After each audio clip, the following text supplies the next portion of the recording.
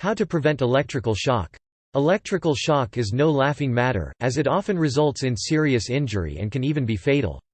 Educating yourself about avoiding electric shock can help keep you safe and prevent a dangerous accident.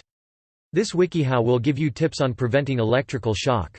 Preventing electric shock in your home.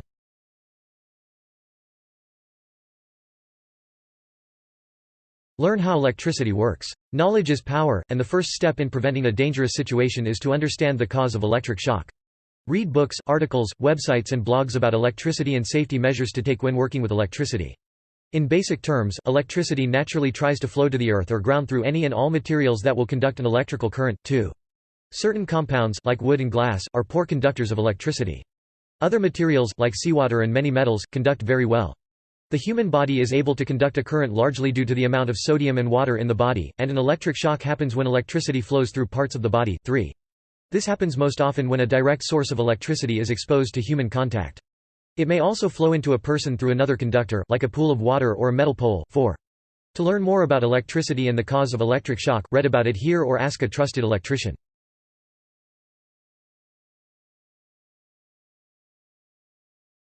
Know your limits. There are some simple electrical problems around the house that you can handle yourself. However, any time you are having serious or major electrical issues, you should hire a professional electrician. It may be expensive, but it is cheaper than a stint in the hospital. There are essentially two types of electricians you can hire: master electricians and journeyman electricians. Both types are usually licensed by the state, but not always. Master electricians generally own businesses and can employ other licensed electricians and helpers or apprentices, while journeyman electricians can work for a master electrician or be self-employed and hire a single helper or apprentice. The rules of what each type of electrician may do and may not do varies by state, county or locality.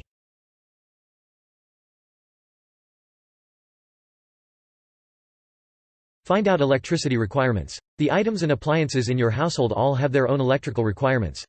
Know the specific types of circuit breakers, fuses, and even light bulbs that are required in your home. Make sure to replace them with the right parts when needed. Using incompatible parts could cause the equipment to function improperly, create an unsafe condition that may result in fire, injury or death.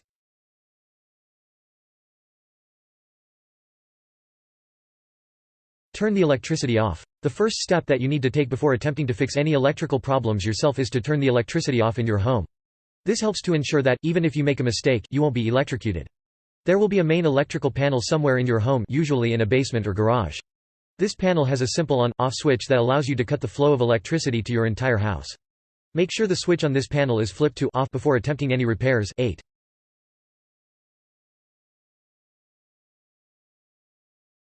Cover sockets and outlets. Covering outlets with wall panels is crucial for preventing accidental contact with wires, and is required by code. If you live with small children, it is also wise to use socket safety plugs to keep curious fingers safe from injury.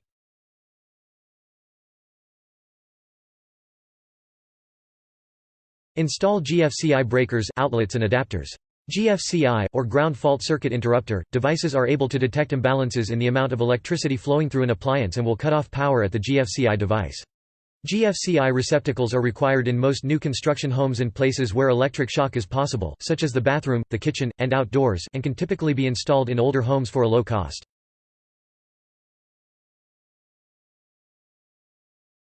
Avoid common mistakes. There are a handful of common mistakes people make when attempting to make electrical fixes in their homes.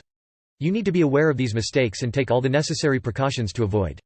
Some things to avoid are: avoid touching a bare wire that may be conducting a current. Avoid overloading power strips and other receptacles with multiple plugs. Using only 2 plugs per outlet lessens the risk of shock and fire. 11. Utilize 3-prong plugs whenever possible. The third prong, which grounds the electrical current, should never be removed. Never assume that someone else turned off the power source. Always check for yourself.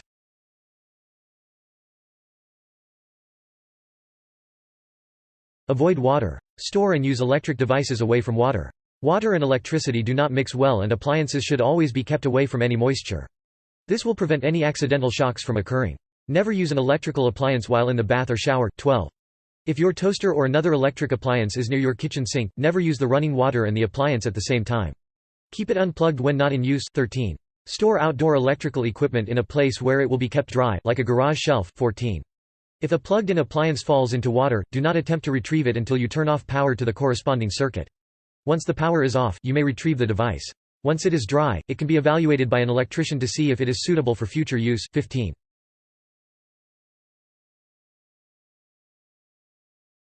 Replace worn or damaged equipment. Pay attention to the condition of your electric devices, and maintain them regularly. Some signs that indicate a need for repair are sparking, issuing of small shocks, frayed or damaged cords, heat from electrical outlets, recurrent short-circuiting. These are only a few signs of wear and tear. If something else seems strange, contact an electrician. It's always better to be safe than sorry.